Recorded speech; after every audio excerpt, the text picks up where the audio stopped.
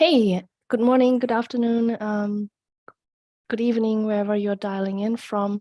Welcome to this SAP Community call. My name is Minina Chow. I'm part of the SAP Community team and your host today. So as always, this is a live stream. You can always chat with us, leave your thoughts, leave a question, comment, whatever you feel like, and we would have some time at the end to address it. If there are any questions from your side, and we're happy to, of course, address them. With me today are three speakers about the topic Building AI and Sustainability Solutions with SAP BTP.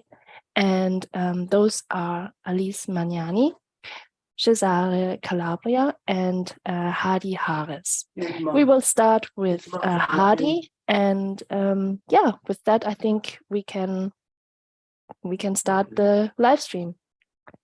Handing over to Hadi.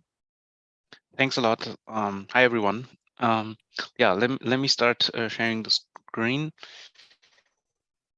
So it should be visible by now. And let me also go into full scale. Okay, so what we are talking about today is, or what I will present is first more from the product and the technology behind. Before then, Alice and Cesare will talk more about the use case. Maybe much more interesting than just the generic the topic here about AI Core, but I wanted to spend some time just to bring all on the stage to we have all the same understanding what AI Core is and what it stands for, and then we can jump later into the specific use case. So now talking about AI Core, we talk basically for operationalizing AI. And with that, talking here, a short note here. When AI is really valuable is when it's operationalized at scale. And I mean, that's also a big challenge for a lot of customers, and also internal use cases that we have is driving use case from experimentation into the productization phase is always the biggest gap, and a lot of use cases fails there. So it's not only operationalizing, but once it's operationalized, of course, then also scaling. And challenges that we saw there are basically these three bigger steps. One is, of course, the process inside organizations, where you need to reinvent every time the wheel for building AI, which is quite complex. And then we have, of course, the people, not only the expertise that you need to scale AI, but also the people mindset itself, right? So that you are aware that in your processes, you need to think about AI. Some processes are not meant for that, and that's why also the whole people topic is a big challenge. And then we have, of course, the tooling, where the organization needs or require tooling to support a multitude of personas, because it's not only the data scientist or the ML operations guy. There's a lot of a multitude of personas there, which need to be addressed. And yeah, basically these three bigger topics limit the speed of AI to scale in organizations. And when we then look into more into the detail of tooling, what tooling needs to have there, also under the umbrella of ML operations, or ML ops in short, is the standardization of processes and tools. And three big buckets here are, of course, the data management, because without data, any AI wouldn't be there. Then we have the AI exploration and modeling phase, where we have here a multitude of different data science tooling, and there it's important to be able to integrate to those. And then we have the AI productization phase. And we from AI Core and AI Launchpad mainly focuses on these two highlighted areas, which is more the augmented data, where we integrate into those data science tooling. So the easy transition from experimentation into the productization phase is there. And then, of course, main focus is the AI productization phase, so that we can scale technology and deploy and manage and integrate those AI scenarios. And with that, that's basically the overall beginning, understanding where we are positioning ourselves. It's really more about the integration and the AI productization. And now we talk about our actual assets that we have, which is basically this slide, which I'm sharing now, is easy scale extend capabilities of your business application with AI solutions on BTP. So what we have here, just to digest this picture here, we have the AI business services. They are quite famous. It's basically ready services that you can just directly use. There are some of them have already pre-trained model. Some others you can train your custom model, and basically all of these services runs on AI Core.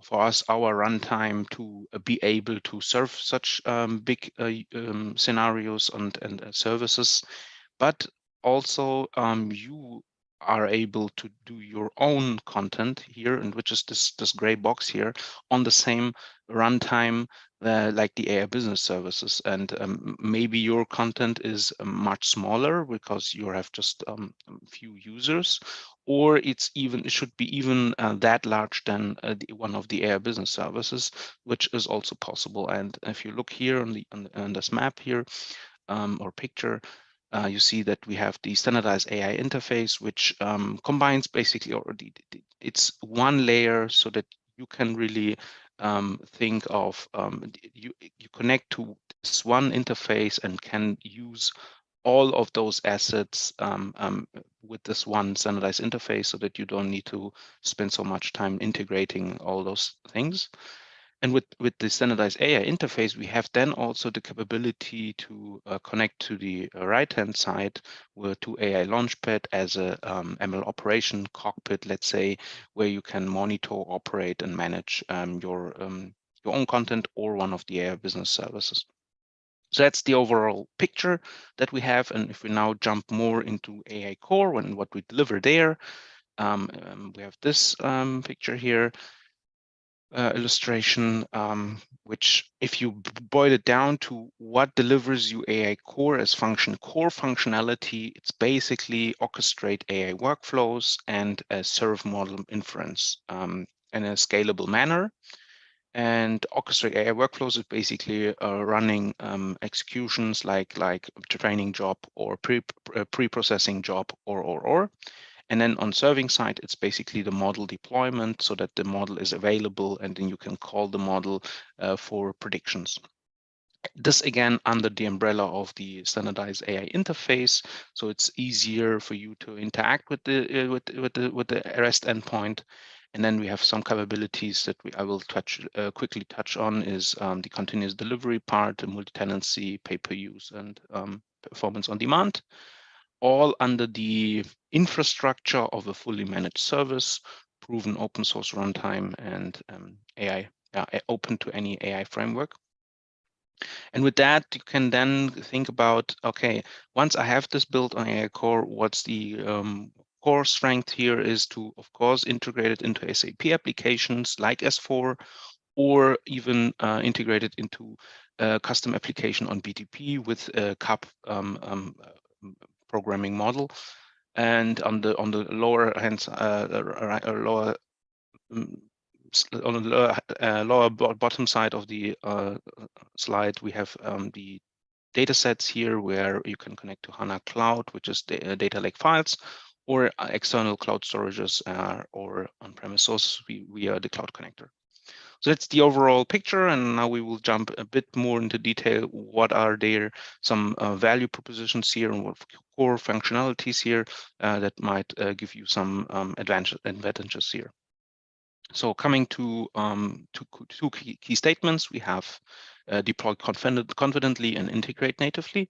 Let's first click into the deploy confident part. So we have this concept of modeling once and serve multiple customers. And thinking about that, it's basically more like the idea of I'm the service owner and I want to provide a model architecture from my end users that could be customers. Like I'm a partner, SAP partner, and I want to provide this to customers. Or I'm an IT department in my company, and I want to provide this to all my other departments in my company, like sales, like finance, like HR, or even like market units. I want to provide specific models for or model architectures for specific regions like Asia, like US.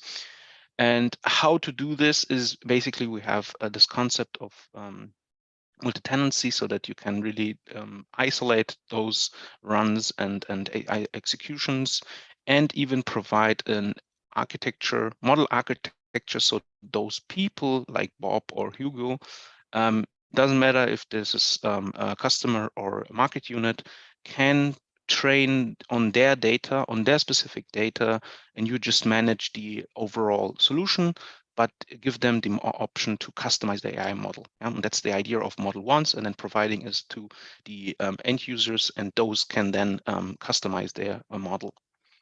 Then with that comes, of course, the continuous delivery, because here as Suzy, I can, or a service provider, I can provide this in a continuous fashion and yeah, manage it basically also with AI Launchpad. And this gives then also option or easiness for updating my solution.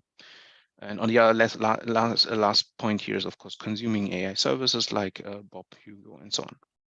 So that's one of the concept core strengths that we have here. Then we come to the next part, which is striking the right balance between cost and performance, right? In a sustainable world, we want to have less cost and less, yeah, avoiding resources be consumed on a base that why shouldn't we waste the resources, right? And there we want to give our users, of course, the full flexibility and the balance that they need for specific costs and performances. And there we have to, inside AI Core, we have always think of, while we was building it, with the pay-per-use concept, so that really only if you run something on AI Core, you're paying something, and if nothing runs, you don't pay for it, right? It's not like a monthly subscription and you just use it, but really it's only per use. And on the other hand side, we have, of course, performance on demand, because there's maybe the need that you need to flexibly add more performance for your use case, and you can add that. If we look a bit more deeper into the mechanism for pay-per-use, we have here the transparency and the control for pay-per-use. And there are some concepts that are coming from the overall Kubernetes infrastructure that we are running. And then some specific things that we expose. And here we have the auto-scaling part, where we can really define what are the upper and lower boundaries for your scaling. But we have also here the scale to zero, which is a concept where if you have something running and you want to save costs, you can scale it to zero, like in a sleep mode, let's say. If no one uses your model, you want to save costs, but once there is some usage, it then comes back up from sleep mode, and then yeah, you're paying only for that time it's up. So that's where you can really save a lot of costs. And then we have two last part here is time to live, which is basically you set a timer, and then once the timer is done, it will then execute or terminate basically the the pipeline, so that you are safe from cost perspective. So that's not running like forever. And we have also here a new concept that we are providing with the multi-model serving, so that you can, yeah, it's an advanced feature where you can pack different models into one Kubernetes pod, and then serve this one, which gives less overhead and is a bit more efficient. Come to the next topic about performance on demand. Here, of course, again, for our users and AI engineers, we give the full flexibility from different GPU types to resource plans to run complex parallel workloads, or even the auto-scaling part, where you can again fully define what are the upper limits and the lower limits. And this all comes, if you pack this together, it's giving you all the flexibility for your performance that you need. First, maybe your application will have just 5 users, and then you're not using maybe a GPU, but at some point you switch to GPUs, and then it getting more and more users, and then you want to scale with your needs, basically. So that's that. Coming to the next part, which is gain peace of mind with SAP managed deployments. Yeah, you might argue, why should I use AI Core? Two big topics here is basically the managed service. What we provide here is like a full package that you can use, and you don't need to really provide or maintain your infrastructure. Yeah, we are taking this over for you from you. If you would go, and this is always a question, why should I use AI Core? I could go to a hyperscaler. Basically, my first question is, my answer is always, yeah, we are running also on hyperscaler infrastructure, so it's not like we're against them. But what we take over is this whole operation of the Kubernetes cluster, which in most of the cases, if you would go to the hyperscaler, would need to do by your own. And that's what we take over. Plus, we pack this all around with a simple AI endpoint and make it high availability and security for what you can expect from SAP are there. And then we have, of course, also the full SLAs there in place and the tenant isolation. So it's really like a package that we provide here as a service so that you can really focus more on your scenario and free up resources for operating such a Kubernetes cluster and thinking more about bringing your use cases to production and creating value there. So that's the managed service part. And last but not least is the lifecycle management. We have GitOps principle natively embedded into our solution so that we can really provide from a single source of truth across the full globe, like with different regions, connect to different data sources in different, so the data sources also resides in different regions. So that's all possible, and you can manage it centrally from one single source of truth. Yeah. So that's basically the full context of deploy confidently. And then now we're coming to the integrate natively part, which is also quite important, also an expectation from for us from our customers that we, of course, integrate natively into our applications.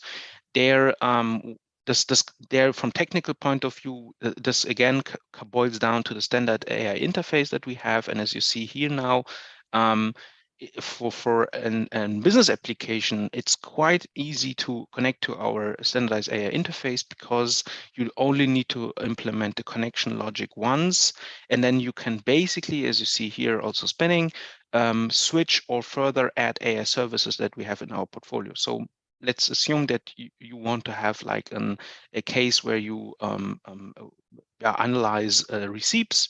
That is basically our document information extraction service. And then you see, okay, for a specific other use case, I want to also run my own content on AI Core. And then you would just add this content on AI Core and provide it via the AI API, which is highlighted here, but you don't need to do much of integration work in your business application. And that's giving you much more flexibility and much more benefit to work against the AI API so that you don't need to every time reinvent the wheel when you want to integrate something. So that's the basic understanding here with the AI interface.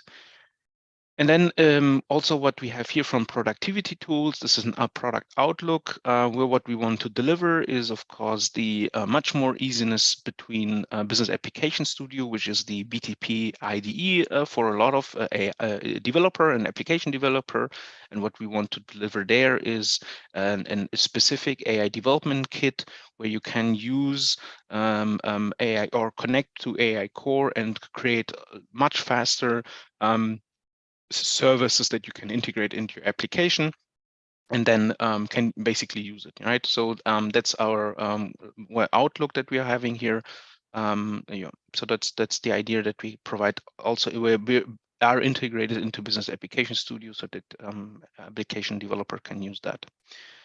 And last but not least, we have here the cloud connector here, which gives you the option to extend your on-premise systems to cloud power at a lower TCO, because GPUs and so on are quite expensive to not even to buy, but of course to maintain.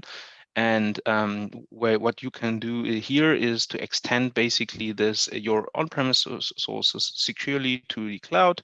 Not going into the cloud, it's more like pushing resource-intensive workloads into the cloud, but residing in on-premise. And with that, you can then stay future-proof with updated technology infrastructure, where you have like GPUs, scalable Kubernetes infrastructure, and so on. But still, your source system resides on-premise. Yeah, and now you might ask, what are maybe big examples for services that runs on AI Core? For this, we took the most famous service that we have is the document information extraction, which is also inside SAP Build, as you see here in SAP Concur, process. I mentioned also process central invoice management, and so on. And here, the document information extraction at itself has already some value proposition, like you can manage much easier receipts in less time, and give the actual business user much more time for specific higher value tasks. But from the service itself, if you look into the value proposition that they get from AI Core, it's basically that they can run much more efficiently on AI Core with a broader choice of resource plans, because they have the flexibility to choose for what resource plan used for what purpose. And with the autoscaling part, they're also saving a lot of operational costs. So it's much cheaper for them to run basically this full big service. And since they have a lot of customers, also quite important is the protect the customer data, so that they are really residing in their isolated space, so that there is no spillover and so on. Yeah, and with that, I would conclude my talk here, and handing over to my dear colleagues, Alice and Cesare. Thanks, Adi. So let me share my screen.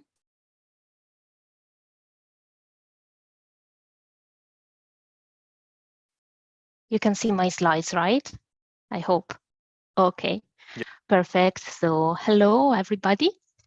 So now that Hadi has brought us all on the same page about the value proposition of SAP AI Core, in the coming part of the presentation, we would like to walk you through an example that we have built, basically to show what it's possible to build with SAP AI Core, and how it is possible to integrate it into a sustainability solution based in the SAP Business Technology Platform. This story is about a manufacturing company. So in the slide, you can see the product that this manufacturer is producing. It is called Light Plate, and it is basically a component of widely used LCD screens. It is used to diffuse light over a surface. So this manufacturing company has been going through a couple of business challenges. So one, the maintenance of the machines in the factory. So they perform maintenance periodically, say once a month, but it doesn't seem to be quite effective. As a matter of fact, it happens sometimes that something breaks, and then they will have to stop the production to repair expensive assets, and these cause loss of money, basically. And the second pain point is quality control.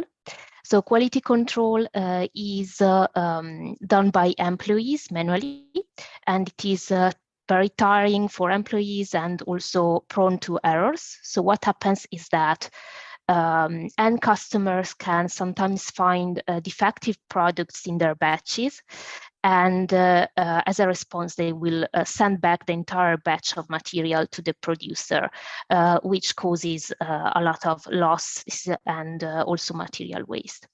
So what can we do with SAP AI Core to mitigate this issue?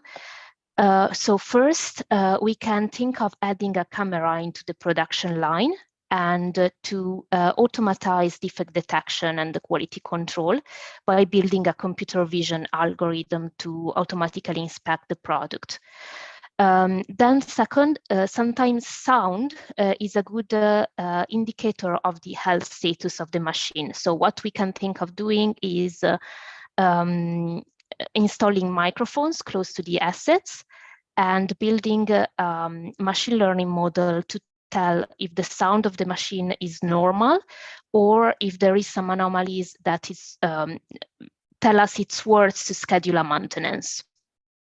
So these two, let's say, initiatives, so this sound-based predictive maintenance and these automated defect detection, bring value not only to the business, strictly speaking, but also to the sustainability of these factories. So, for instance, it improves the environmental footprint of the factory because it keeps the machinery in an healthy status, so they basically their lifetime would be longer, and also they will consume just the right amount of energy. Not more than is required just because they are, let's say, working in a suboptimal state. Also, we are reducing the waste of the factory. And for instance, some of the defective products that have just slight defects can still be sold to customers for a discount, like second-hand quality. Then we are improving the social sustainability. So we are reducing the risk of incidents for our employees, which is very important. We are relieving them from the burden of a very detrimental task, that is the visual quality control. And all of this goes also into the direction of cutting costs for the manufacturer, right? And this makes sure that the business stays sustainable and the end product price doesn't grow too high because of these costs. So we will come back to this at the end of the presentation. But right now, let's start to dig a little bit deeper into the technical sides and how we can implement these into SAP AI Core, for instance, started by defect detection. So what you can see here are a few examples of images of light guide plates taken from this public open dataset here. What we want to do is to build an algorithm that is able to tell us whether the image contains a defect or not, and also to identify exactly the position and the size of the defect. So this kind of task in jargon is called semantic segmentation. And there is a typical deep learning algorithm that is able to do this job, and it is called UNet because of the shape. So what it does, it has a part called encoder that will take the input image and compress it into a lower dimensional representation that has just important information inside it. And then there is the second part called decoder that will bring this compressed version of the image and it expand this back to the original shape while retaining just the important information. So for those of you who are in the field, we use these particular networks to implement the encoder and the decoder, and the full code can be found into the official TensorFlow tutorial collection under the segmentation section. So now we want to train this algorithm in SAP AI Core. So what do we need to do? First thing, we need to load the input data into a data storage. So in our case, we have used Amazon AWS as an hyperscaler object stores, but there are also other possibilities. Then we need to decode of our UNet model. And this needs to be wrapped into a Docker image and pushed into a Docker registry. And this is actually what helps us to be totally framework agnostic. So we can simply take the tutorial of TensorFlow that is very well documented, take a model that is already pre-trained and use it in SAP AI Core. And then in order to launch this training into the Kubernetes infrastructure, we just need to write a simple declarative files with the resources that we want SAP AI Core to allocate for the training. And the template needs to be stored in a GitHub folder, which ensured it is version control. So for instance, here in the video, you can see that I am in my instance of SAP AI Launchpad, which is basically the UI of SAP AI Core. I have a connection to an SAP AI Core tenant configured. And here, if we go under the administration part to the left, you can see I have configured all my resources. So I have my S3 storage bucket containing the input images for the training. I have the Docker registry linked to SAP AI Core, and this is where our Docker image with the code of the network is stored. And I have also already an application here. So basically, an application is defined by a specific path into a GitHub repository. So let's go and check it. So basically, all that this folder needs to contain is the declarative files that SAP AI Core needs to know what we want to execute. So for instance, this file here will tell SAP AI Core which Docker image we want to run for the training, on which dataset we want to execute the training, and also the resource plan. So here, for instance, I have a starter resource plan. If I want to use GPU for training, I can change this. I can simply edit this file and add a resource plan having GPUs. I will pay a little bit more. I can sync my application to the change I have just done on GitHub. And this will be ready to use. So next time I launch a training, this will run on GPUs, basically. And also here on the left of the page, we can go and check the executions that I have already launched for this. So I have done a bit of experimentation with different configuration. And for instance, I have the most recent one that is in completed stage. This outputted a trained model. And suppose we now want to use this model for deployment. So this means that we want to have a server inside SAP AI Core, which we are able to send fresh images of LGPs through a REST API call, and we want it to respond back to us with the image of the defect, the isolated defect, basically. So what we need to configure here is similar to what we have done for the training. In particular, we need to pick our inferencing code for our TensorFlow model and wrap into a Docker image. And then we simply need to write a declarative files on our Git repository with our instructions for SAP AI Core. And in particular, I want to show you quickly an example of such file. And you can see here, in particular, that under the section related to our Docker image, there are these parameters called min replicas and max replicas. And this is actually what allows SAP AI Core to scale automatically the resources up and down based on the pressure of calls that are incoming to the server. For instance, if our factory is down for maintenance, we don't have any new products to inspect, SAP AI Core will scale down all the resources so that we don't overcome into excessive costs for nothing. Whereas if we have 5 production lines working at the same time, SAP AI Core will make sure automatically that we have the resources to keep the pace with production. So yeah, just very quickly, I want to show you that I have a deployment running in SAP AI Core.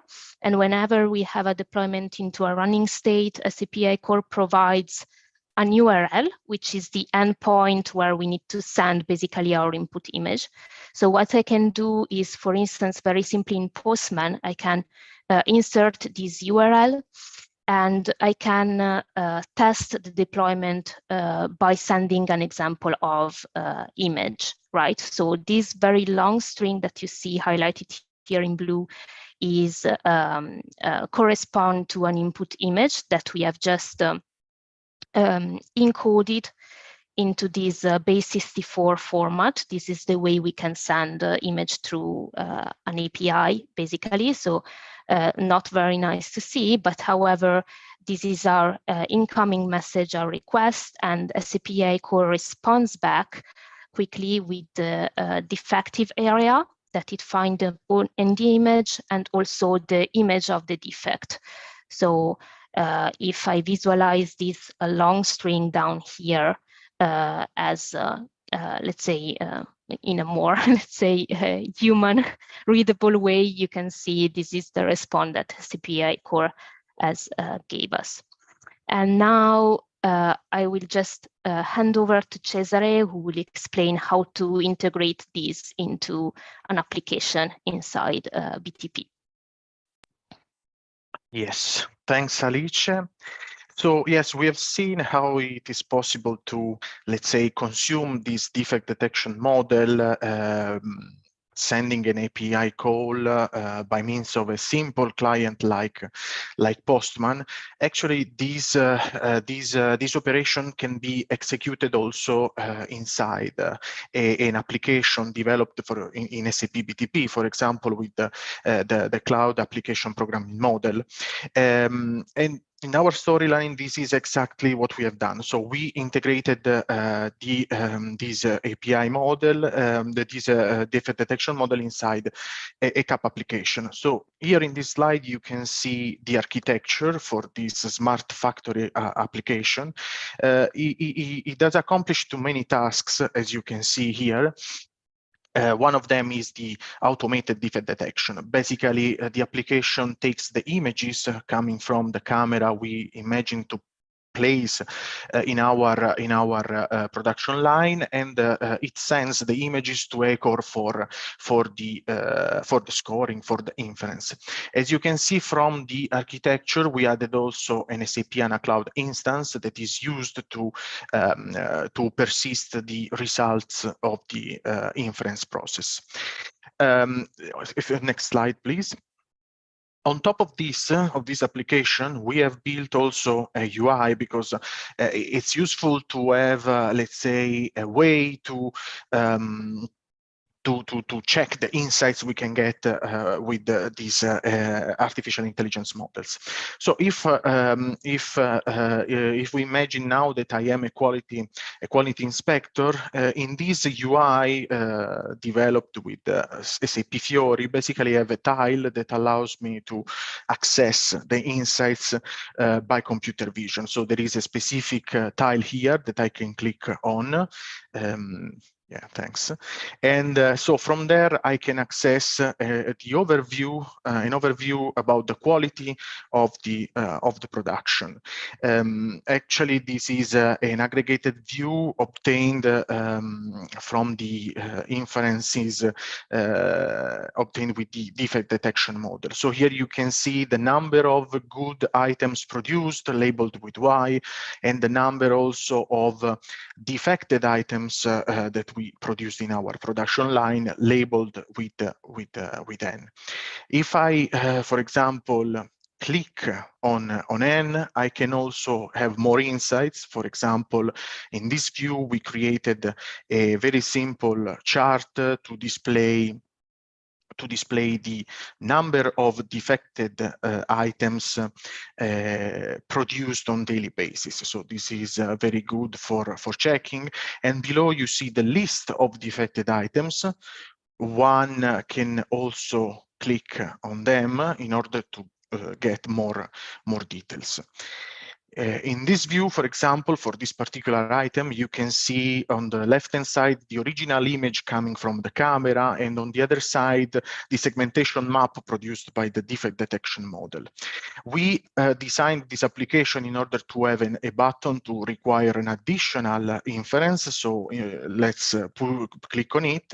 So in this moment, we are sending again the original image to the AI Core, and we are getting a new let's say segmentation map where you can see clearly the defect, its position, and also an estimation of the defected area. So for example, in this case, there is a very small defect, and this item maybe can be sold at a discounted price, for example. Next slide, please. Yeah, so in the beginning of this presentation, we have said that this manufacturer basically wants to achieve automated defect detection, but also predictive maintenance. So predictive maintenance is based on the idea that anomalies can be identified through the sounds coming from the machines. And actually, this can be done thanks to, let's say, deep learning. For example, what we have done very briefly is we have basically pre-processed the sounds in order to have images, these sound spectrograms, and these sound spectrograms are then classified by means of a convolutional neural network. Now, we don't have the time to go into details, but the, let's say, procedure to develop and then deploy this model in AI Core is very, very similar to what we have done for the defect detection. So let's assume we have deployed the model, and let's see how this can be consumed in our smart factory application. So actually, the procedure is the same. So the application basically takes the sounds, and then it consumes the AI API in order to classify these sounds. If an anomaly is detected, then this application is also able to place a maintenance order in S/4HANA Cloud. As you can see here, we have a connection to S4, and yes, let's see how this works in the next slide with the video. So we have created for this a specific, for the predictive maintenance, a specific UI with a specific tile. So if I imagine to be a maintenance manager, from here, I can have an overview of all the, let's say, anomalies detected thanks to the model we deployed in AI Core.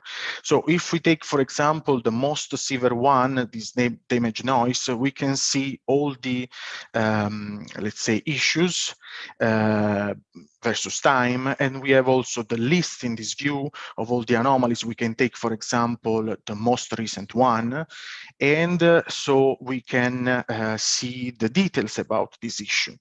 In particular, we can let's say, see the machine involved. It's a dotting machine that we imagine to have in our production line. But the most important thing here is that in the details, you can see the application has been able to create and place a maintenance order in S/4HANA Cloud with this ID, this doc number, and this can be checked, for example, directly from the S/4HANA Cloud UI. So here you can see this is basically the order created by the CAP application. Next slide, please.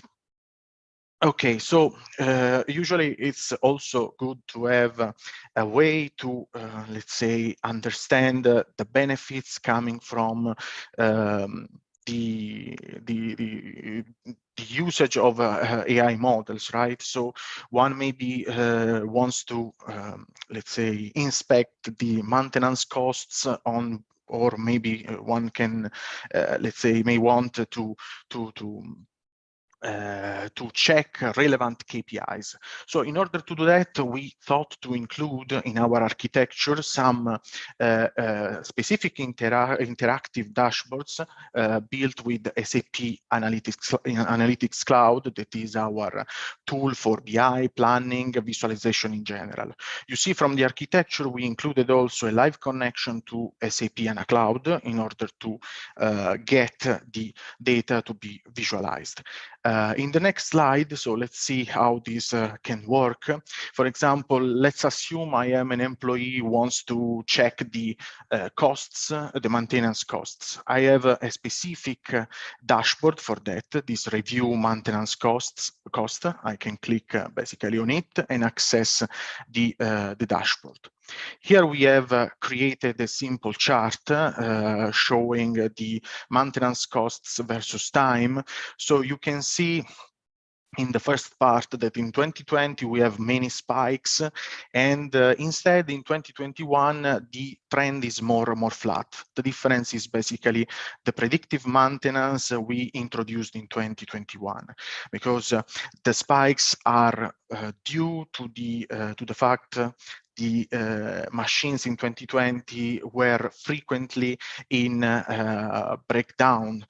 So because we didn't have, let's say, a way to intervene before the issue, let's say, came out. And in this dashboard, we can also perform some what-if analysis. As you can see, for 2022, we can compare the maintenance costs with predictive maintenance in green versus the maintenance costs without predictive maintenance. We created also another page where one can check, for example, the number of produced items. So we can see that in 2021 the number is higher because the machines were in healthy state for more time. And from the point of view of the energy consumption, on the other end, we have a lower consumption, again, because the machines were in an healthy state. We assumed basically that unhealthy machines can eat more energy. Next slide, please.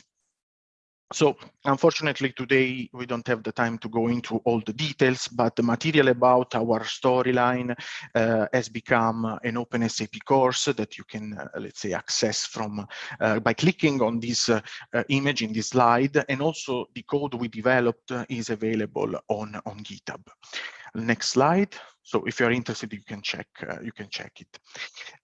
So in this presentation today, we have basically seen how artificial intelligence can support a specific industry, the manufacturing industry, but actually this is true for all the other industries. So artificial intelligence can, for example, help in reducing the agriculture waste, or for example, can help in circular economy. From the link that we put in this slide, you can basically access several use cases where artificial intelligence can help achieving the United Nations Sustainable Development Goals. Next slide. Okay, so in 2023, we are planning to have a series of enablement sessions with the storylines and prototypes like the ones we have seen today in this presentation. So the ones highlighted here in light blue are the ones covering artificial intelligence and sustainability. There we will touch again AI Core and also other products with artificial intelligence capabilities in SAP BTP. So maybe you can consider to, let's say, attend. Next slide. So to conclude, we have prepared also a list of interesting links for you from the SAP community and other SAP platforms. So these links can help you get started with the artificial intelligence in SAP BTP. So that's it from my side. I think we can, let's say, move to the Q&A maybe.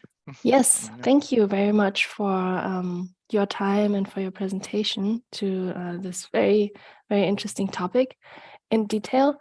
The audience watching now is very welcome to raise any questions.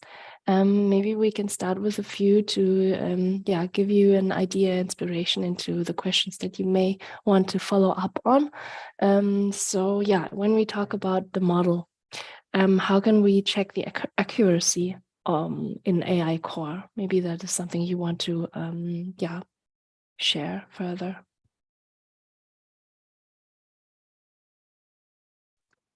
So I can.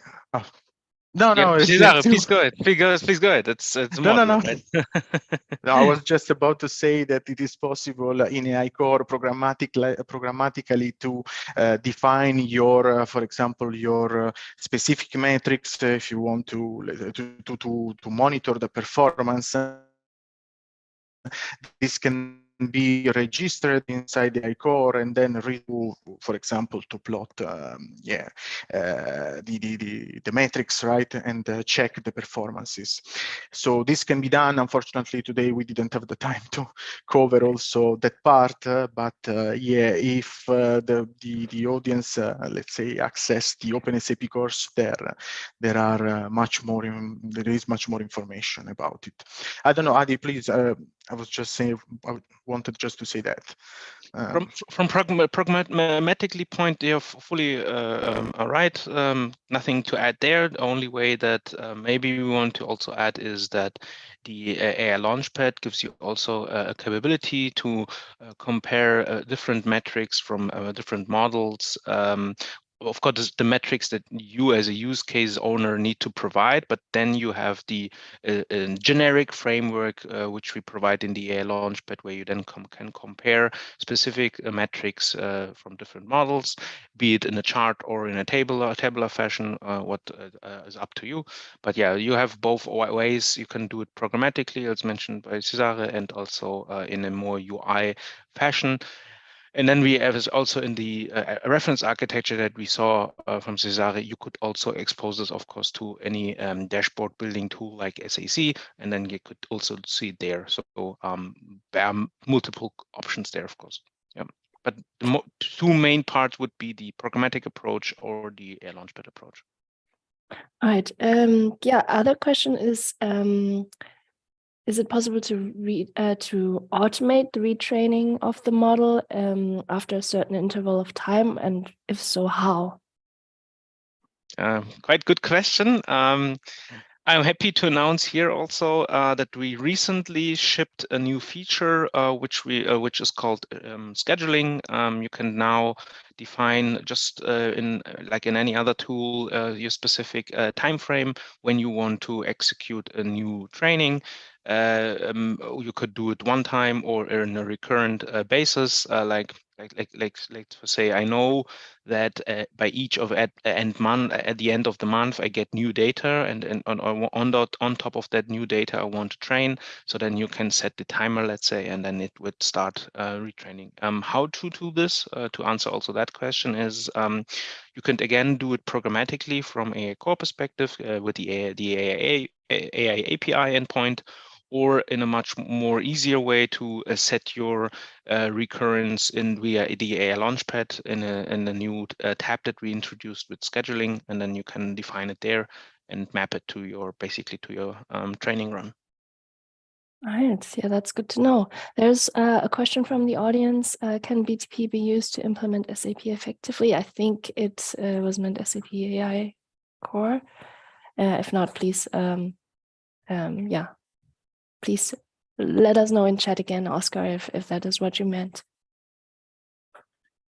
I mean, since AI Core is available in BTP, you have even an option of free tier. So if you want to really explore it, you could do that. But yeah, it's directly embedded and built in BTP. So each customer that have a CPA agreement can use AI Core.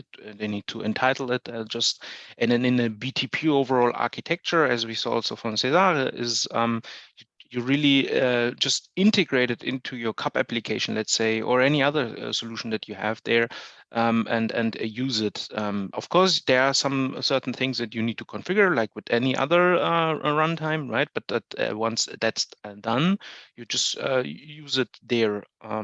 And always, like also mentioned here in the call, is don't use the AI Launchpad for some specific task that is eased up, like the administration UI that we saw earlier by Alice. So yeah, that's definitely possible in BTP. Thanks for the answer. And Oscar, if that answered your question, or if you want to yeah, clarify further, then please let us know.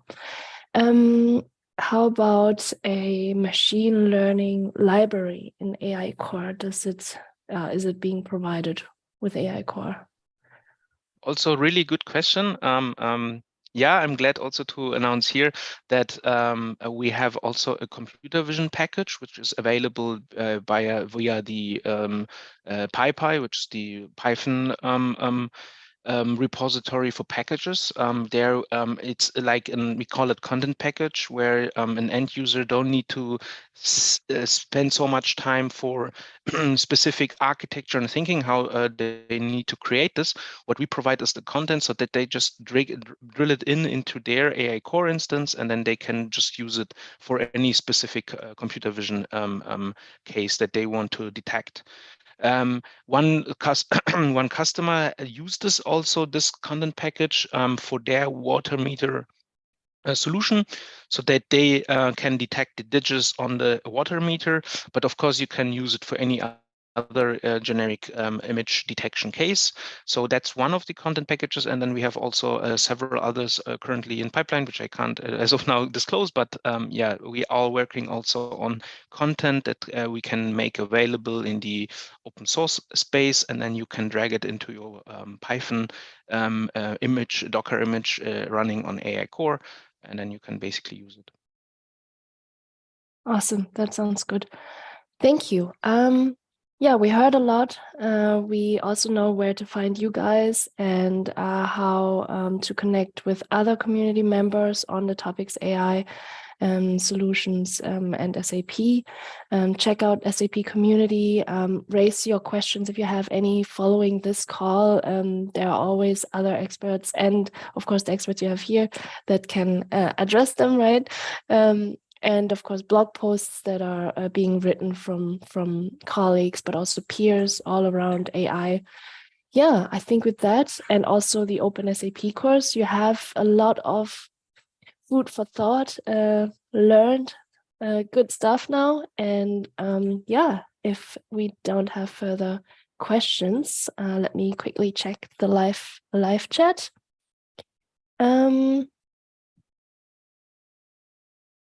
Yeah, there are some comments following the BTP question. Not sure if that's a question. Can we feed SAP IMG content, SAP help, notes, etc. into AI?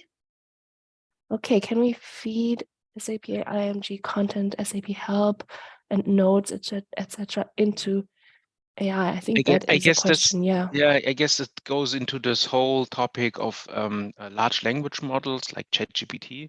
And yeah, we are also from AI Core perspective providing there some capabilities, but not like providing a large language model like OpenAI does it, more like providing you the infrastructure that you integrate different large language models, be it as a service like OpenAI, but or a large language model that you maybe have or trained or from the open source community. Yeah, we are currently working on that. Even in one of the last keynotes, Jürgen Müller also presented one of the reference architecture. So it was on the German called DESAG keynote. But yeah, we are there. If we run all the SAP nodes or help pages through that and create a specific SAP large language model, I can't disclose. I'm not sure. This is a different colleagues from mine. Let's see what they will come up. But from AI Core perspective, platform or runtime perspective, we give the openness to integrate other solutions like our vendors like OpenAI, or even the famous open source model like Bloom. We are working on there. Yeah, that's maybe a short answer to that. All right, perfect. No, perfectly answered. Thank you so much. Everyone watching, if you liked this session, this live stream, give us a thumbs up on this video. Leave a comment. We just posted in chat where you can follow up with us if you have any further, further feedback or thoughts on which topics or how further you would like to deep dive. Let us know. We're happy to really listen and adapt our live streams to your needs. With that, very, very, very big thanks to our speakers here today, and also, of course, to you watching. We hope to see you in one of the upcoming live streams again, and or in SAP Community. Have a great rest of day. Talk to you soon. Take care. Bye, everyone. Thanks. Bye-bye. Bye. Thank you. Bye.